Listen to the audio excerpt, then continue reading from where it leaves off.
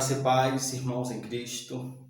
Eu recebi algumas perguntas acerca do nosso raio-x do jejum.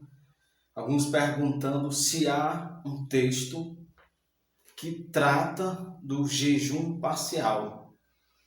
E o único texto que um grupo acreditam ser de um jejum parcial, eles usam o capítulo 1 de Daniel, quando Daniel colocou não comer do manjar do rei da Babilônia, no caso Nabucodonosor. Nós aprendemos na hermenêutica que não se pode formular, fazer uma doutrina apenas com um capítulo. Precisamos de outras referências. E quando nós procuramos outras referências para um jejum parcial, pouco se acha. Então eu vejo o jejum que nós chamamos de normal, o jejum mais extremo, como Moisés fez, como Jesus também fez, de 40 dias. Alguns acreditam que o jejum de Jesus não foi um extremo, porque alguns acreditam que ele bebeu água. Outros acreditam que não, que foi 40 dias sem comer e sem beber. Então, o que você acha? Você concorda com isso?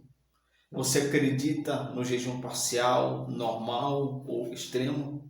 Dê a sua opinião.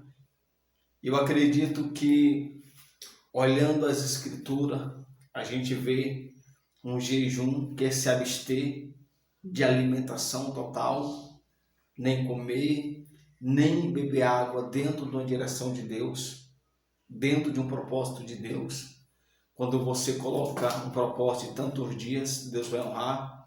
Mas, como eu falei antes, não se pode fazer um jejum prolongado, com muitos dias, sem uma direção de Deus. Faça, se Deus falar com você, faça na direção de Deus e Deus vai honrar. No Novo Testamento, a gente consegue ver o jejum de uma forma não totalmente diferente, mas com alguns princípios.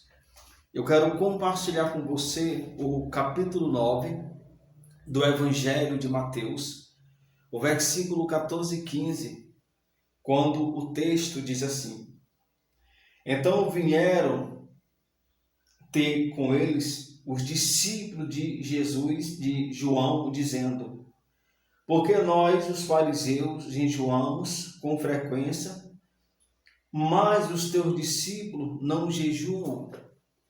Quem vieram questionar a Cristo sobre o jejum foram os próprios discípulos de João Batista e perguntaram a Jesus: por que a gente jejuma, os fariseus também, com frequência, e os teus discípulos não fazem tal?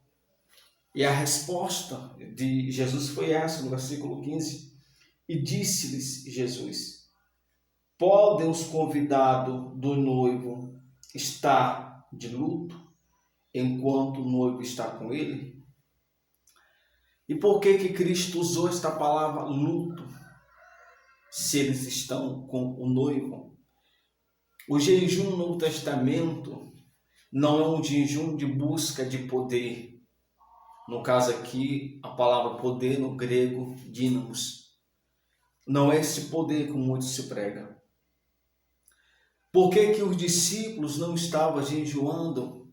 Porque eles estavam com o próprio Deus, com o próprio Senhor Jesus. Então não havia nenhuma necessidade para eles jejuar. Mas ele disse: mas vai chegar o dia em que eles precisarão jejuar. E o jejum aqui é como se fosse um luto. É uma saudade da presença do próprio Senhor Jesus. Quando eu falo a presença, eu estou falando a presença pessoal, enquanto ele estava vivo. Porque um dia, por meio da sua morte, eles iam se separar pessoalmente, a presença pessoal, ser vivo Cristo. Então ia chegar dia que eles precisariam jejuar. Então esse é um princípio de jejum no Novo Testamento. Alguns pregam e dizem que para expulsar demônio, que para curar o enfermo, tem que jejuar tantos dias.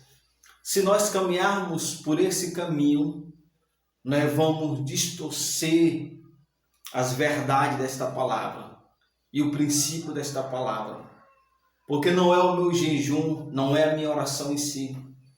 Porque Cristo, quando deu uma ordem imperativa para a igreja no Evangelho de Marcos, ele disse: ide por todo o mundo, pregai o meu Evangelho. Aquele que crê será salvo, quem não crê já está condenado. E esses sinais seguirão a muitos. No caso, seguirão aqueles que crêem. Em meu nome expulsarão demônios. Em meu nome imporão as mãos sobre os enfermos e eles serão curados. Entenda, precisamos orar todos os dias. Precisamos jejuar. Mas a nossa vida em obediência a essa palavra, em obediência a Deus, nós vamos receber autoridade no nome de Cristo. Nós vamos orar pelos enfermos, eles serão curados. Nós vamos jejuar, nós vamos orar por pessoas que estão cativas, que estão oprimidas, que estão endemoniadas, e elas serão livres. Não é por causa do jejum que eu fiz, porque se é por causa do meu jejum, então a glória vai ser minha. Vai ser atribuído a mim, porque eu sacrifiquei, eu fiz um sacrifício. Então, o princípio da oração e do jejum é nós fortalecermos no Senhor e o nome de Cristo ser louvado pela obra que é feita por meio das nossas vidas em Cristo. Então, o demoniado vai sair em nome de Jesus, o enfermo vai ser curado em nome de Jesus, e esta palavra vai continuar sendo verdade na boca da igreja, para a glória do nome do nosso Senhor Jesus Cristo.